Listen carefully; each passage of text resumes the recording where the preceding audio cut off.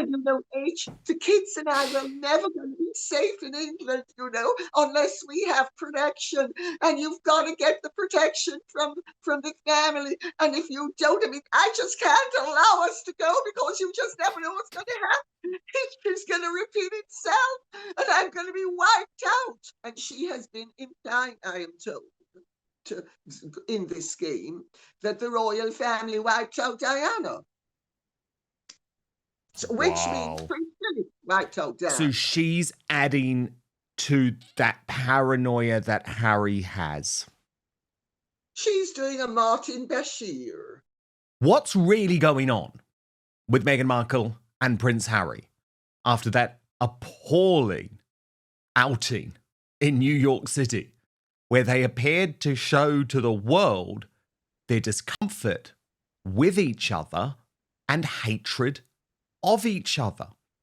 Well, Lady Colin Campbell has a theory on this, and all may not be as it seems. She posted on X, "I am smelling a big rat." The message has been relayed by the Sussex camp is so pointed that they lead me to question whether Harry and Meghan aren't on a massive Jupiter's Delight trip. I get why most of the media and many of the public might be taking the bait. The Harrys and Meghans of this world can be very convincing, especially when they have something to gain from the red herrings that are dropping everywhere, as they set the traps with which to bait others. But having spent the first 50 years of my life in the cauldron, that is a devious, manipulative, narcissist favoured device for cooking up brews that are intended to satisfy that said narcissist's needs without care or regard for the consequences to those who consume the brew, for me the warning bells are ringing loudly and clearly. Can anyone with actual knowledge of how dark triads function seriously believe that a couple who are so practiced in the art of media manipulation would be revealing serious divisions between themselves unless it was in their worldly interest to do so? I may be wrong. Maybe they are about to divorce. Maybe pigs are about to fly. And maybe Meghan and Harry aren't setting up everyone for yet another of their wheezes. Time will tell. And Lady Colin Campbell joins me now. Lady C, what do you think is really going on then? Because it was interesting to note that for the first time, the Daily Mail, which you know has been so conscious of sort of getting into the weeds on what's really going on with Harry and Meghan because of this court case, actually reported over the past week via Alison Boshoff that things are really bad in the marriage. I mean, she wrote really, really bad at times. But you think they were playing a bit of a game in New York City, which, by the way, does seem to be backed up by the picture that Meghan included of Prince Harry within her Instagram reel, where Milano posted, "This traitor is 100% behind his cretinous wife. Look at his smile, his ease, my conscience' clear attitude. Don't feel sorry for this piece of shit. He supports her insane Paris at night Instapost, her sociopathic obsession with the Princess of Wales. He is in on it all." So, Lady C, what's really going on here? Well, I mean, I sort of am going off my own experience of observing a narcissistic couple that played similar games. I'm speaking about my parents, really, my mother. And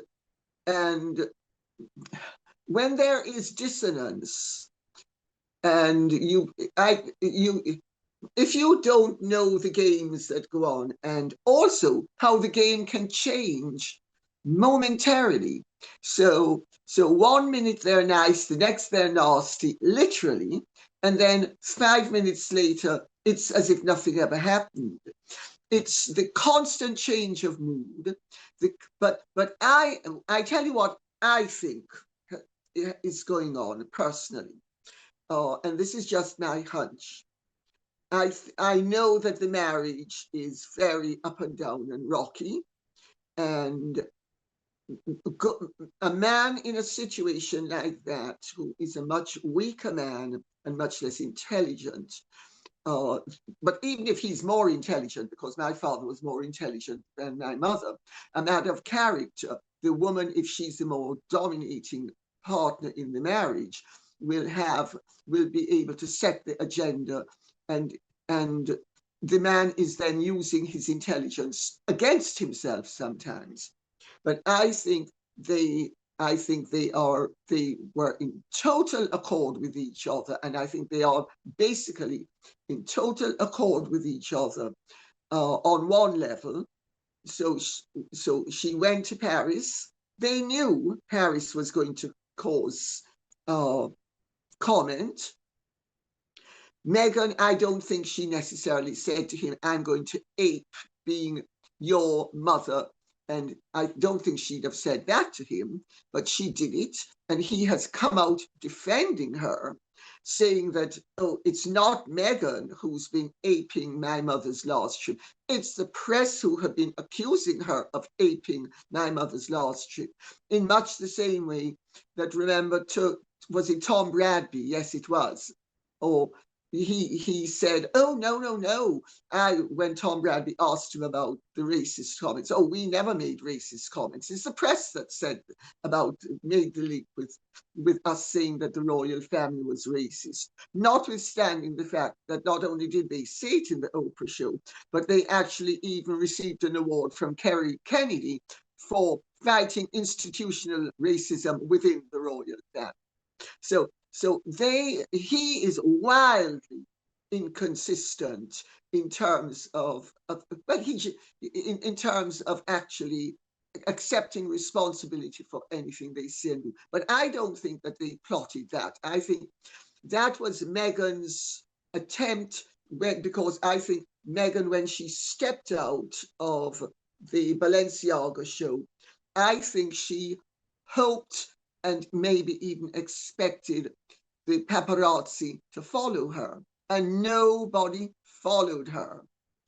And I think this would have been a crushing moment for her, on top of the other crushing moments that there had been at the show. The first was the embarrassing continental kiss that she knew she didn't pull off properly, and she knew the press was going to capture that and comment on it. Then she was placed not in the central aisle in the front row, but in a side aisle in the front row. So that again is, oh dear, I'm B-list, I'm not A-list. And when people say that Anna Wintour was placed there as well, people don't understand, when you are organizing an event like that, if you're going to get rid of a troublesome person and do it in such a way that you are actually putting them down without being subject to the consequences thereafter, what you do is you put someone eminent nearby, so that if anybody says, you see, it was a deliberate put down, there is plausible deniability. Do you see what I'm saying where that's concerned? Big news. Outspoken is now available as a podcast too. So please do subscribe wherever you get yours, Spotify, Apple Podcasts, and make sure you rate and review. I'll take 5 stars, if you may. Well, it helps, Stan, to know how these things really work. I mean, I've been doing events for over 50 years now. And for instance, I don't know if you've noticed, at my ball, my table is never the most important table. It's never number one. And many of the very important people are not in the most prominent positions. People who would be offended are in the most prominent positions. That's how things are done if you're going to be civilized and sophisticated. And believe me, all those fashion houses are super sophisticated and very civilized. So anyway, she then walks out at the end of the show and expects that the paparazzi are going to follow her. And nobody does. So she has to post something that she knows will grab attention. And most likely in her deluded mind, she even hoped that they would then embark upon a chase with her, which of course nobody did. So I think, though, that they are basically in on all of it together. I think they went, when the New York trip, yeah, they do have terrible rows, I'm told, and which again goes along with the narcissistic relationship. and because the other person is literally being consumed and whether they are aware of it or not, on a psychic level, they are literally being consumed, and they have to be on some atavistic level aware of it. So there's always going to be rockiness in the marriage. But I think what she did, and I used to see my mother do it, before we went out to something, she would whip herself up into frenzy. So she was ready to perform, and she would do it by arguing with my father or with one of us. And so we would arrive at the event, a basket case, but she was, I've arrived. And I think Meghan same thing. And she understood that by doing it, she wasn't only going to rattle Harry, and which she succeeded in doing, but she was going to get a lot of press attention, because also, let's remember, Meghan is on a massive diversion campaign. First of all, from the failure of Was Never, and with spewing Meghan as opposed to love, and all so and she knows that she is struggling where all of that is concerned, and she's trying to divert attention away as well from the constant public demands to clarify the children's situation, because I am reliably informed that the most commented upon subject correspondence-wise to the palace is the question of those two children's identity. And she will be aware of that. I'm sure you are aware of it. And so, and every time that is coming to the boil, they come up with something, and then it's forgotten till the next time. But I think that's one of the underlying motivations. And I think the other is she's just a fame junkie. She loves the attention. Even without this surrogacy business, she would still be doing much, if not all of this. She would simply have different motives for doing it, but she would still be doing it. And I think those other different motives kick in generally as well. What do you think? Well, I think one of the most interesting things for me this week was actually the briefing to page 6 in the New York Post. And I know this is a journalist, she's the editor at large of the New York Post, and she's a British journalist, and she has direct contact with Team Sussex. And they briefed, there it is, Humanitarians of the Year, Prince Harry and Meghan Markle ready to strategize a peace deal with the royals. And so this is all coming directly from Meghan, right? And I found it fascinating because there is this acknowledgement that she has to change tack. And Sarah Nathan reported, insiders told Page 6 that behind the scenes, Markle, who has never shied away from going into detail about how her husband's relatives allegedly mistreated her, has actually been supporting Harry's recent bid to reconcile with his family, especially his father. They need the royal family, said a source, adding Meghan is aware of that. The couple is well aware of the cachet their royal titles afford them. Their stationery and that of their children has HRH emblazoned on it. Meghan knows that Harry won't be returning to royal duties, but on a human personal level, she wants for him to be able to get on good terms with his father, added the source. Harry is said to have been relieved to find his father doing well after not having seen him in person for 19 months, wearing a big smile afterwards as he told reporters Charles was great, and the wayward prince has seemed lighter and happier since. But one insider made it clear that Markle is not holding Harry back from his family and that she encouraged him to see the king while he was in London. The insider added that the couple both very much want Charles to spend time with his grandchildren and that Harry is believed to have given his father a photo of Archie and Lilibet during their private tea together at Clarence House. And so, to me, that reporting, Lady C, and as I say, this has been briefed directly from Team Sussex, was such a 180 for Meghan Markle. And of course, she's completely shameless in how she's done that. But it's because there is deep down this acknowledgement, holy crap, none of this has worked, so we are going to have to massively change strategy. And she's being, I mean, I obviously think it's dastardly, but one could argue that it's also pragmatic. But first, the number one worst fruit for your waistline. Look, are you turning healthy fruits into highly unhealthy fruits without even realizing it? Fruit can be one of the healthiest things you can put into your body. But the majority of Americans are guilty of making this single mistake that can counteract all of the health benefits of fruit. Some fruits can help with occasional constipation, reduce bloating, and even help burn calories. Others can wreak havoc on your digestive system and energy levels. Now, I came across this viral presentation from world renowned heart surgeon Dr. Stephen Gundry that showcases the 3 fruits to stop eating today. It was shocking. I had no idea. And after finding it out, I've stopped eating these 2. I'm going to put a link for you all to watch it because I want you all to gain this information. I think it's truly important, actually. You can go watch it right now at thehealthyfat.com/outspoken. That's thehealthyfat.com/outspoken. I've also linked it in the description box below this video too, or if you're watching on YouTube or Rumble, you can just click on the QR code on screen or hold up your phone, to the QR code. You know how it works.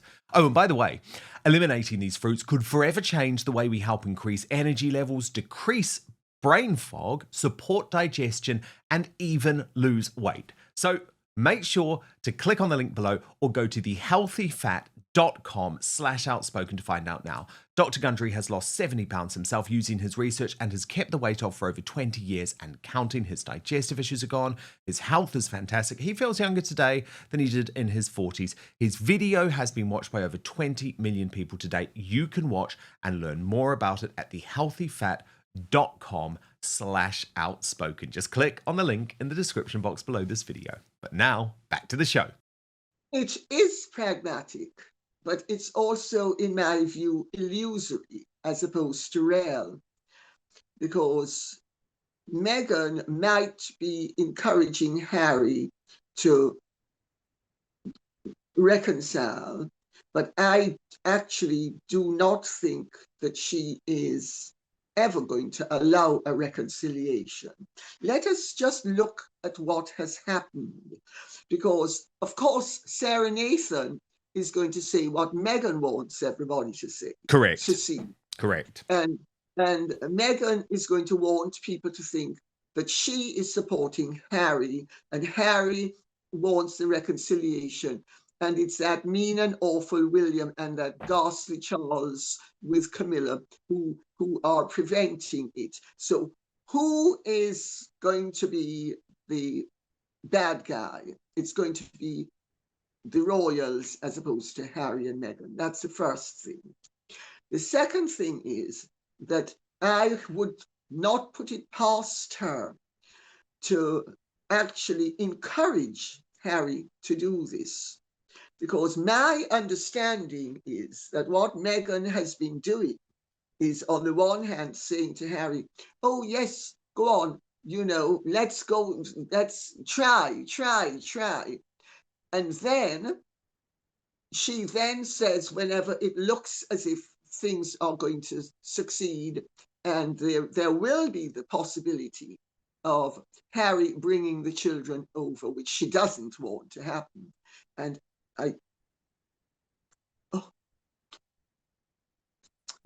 why am I plucking hairs out of my head? Anyway,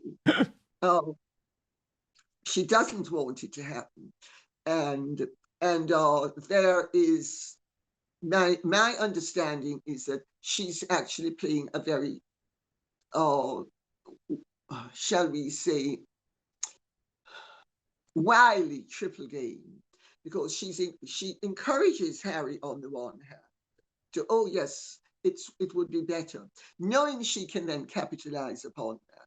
Then when it looks as if things are going to succeed, she said, oh well, and then she spins around and, but and she evidently lapses into the, I'm so vulnerable and I need to be protected by my big man who's my big alpha male and you're a big alpha male and I'm a little beta woman and I'm Julia Roberts in the various movies and you've just got so demure and I need your protection and I need to be kept safe and H, the kids and I will never going to be safe in England, unless we have protection and you've got to get the protection from the family and if you don't, I just can't allow us to go because you just never know what's going to happen. History's going to repeat itself and I'm going to be wiped out. And she has been implying, I am told, in this game, that the royal family wiped out Diana. So, which means Prince Philip wiped out Diana. So she's adding to that paranoia that Harry has. She's doing a Martin Bashir. in what I've been told, she's doing a Martin Bashir. She's pressing all his buttons and she's making sure she gets what she wants, which is she gets the publicity that they want to reconcile. She gets the credit for being behind the desire to reconcile. She gets the condemnation of the royal family when the reconciliation doesn't take place. And she prevents the reconciliation just on the off chance that it could possibly take place. I need safe. I just need to be safe. Oh, H, and she curls up in a ball on the floor and she's, I just don't know. Look at what I gave up for you. I was the biggest star in Hollywood and look at this. I'm now a total oh, H, I just can't take it. You've got to protect me. Yeah, I was about to win my Oscar. So, Lady C, is that the reason why Harry has so soon after this meeting with Charles, which remember, he sort of reluctantly gave the audience, didn't he, to his youngest son, and obviously William was opposed to it. Is that the reason why so soon after that, Harry's blowing the whole thing up and they're back at square one because he's now written to the new Home Secretary in the United Kingdom, who's this terrible hard leftist woman called Shabana Mahmood, so she probably loves Harry, do you know what I mean, to say, you need to review my security again?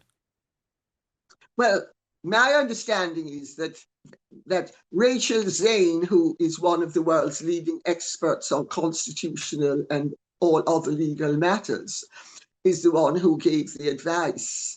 And also you need to remember Rachel Meghan Markle and his two children need security. They just can't come to England without security, notwithstanding the fact, of course, that as soon as they land in England, they would have security, especially if they were staying in one of the royal residences, which they are offered the ability to stay in. So none of it actually makes sense unless you begin to look at it from the point of view of a devious, manipulative, narcissistic person with antisocial tendencies. And unfortunately, I have sufficient experience of that from my life to know once you've seen what people like that will do, there comes a point of a resonance when you are seeing variations on the same theme.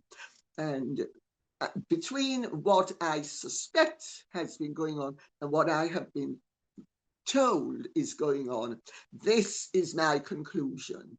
I think it's Duper's delight.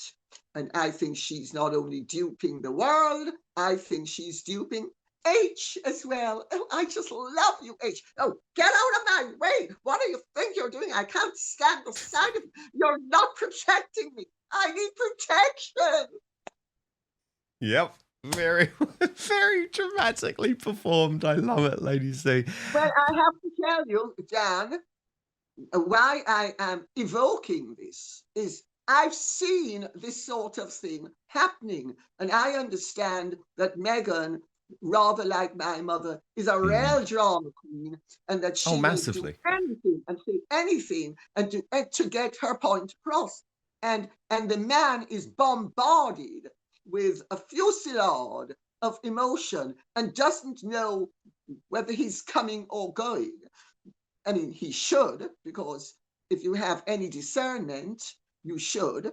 But it's amazing how once people are trapped in that maelstrom, they lose powers of discernment.